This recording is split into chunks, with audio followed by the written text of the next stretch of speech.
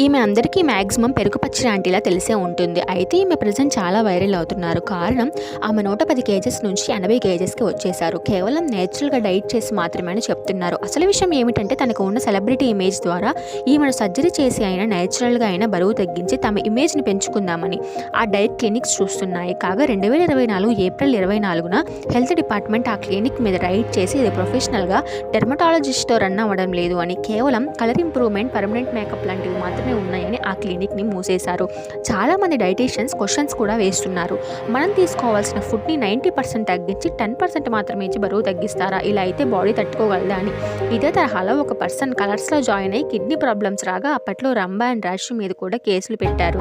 Court వాళ్ళకి warning ఇస్తూ డబ్బుల కోసం ఇలా ఫేక్ యాడ్స్లో నటించవద్దు అంటూ చెప్పింది. నిజంగానే మీరు వెయిట్ లాస్ అవ్వాలి అనుకుంటే డైలీ 1 అవర్ వర్కౌట్ చేయండి, ప్రాపర్ ఫుడ్ తీసుకోండి. ఇలాంటి క్లినిక్స్లో డబ్బులు ఇచ్చి మరి ఆరోగ్యాన్ని నాశనం చేసుకోకండి.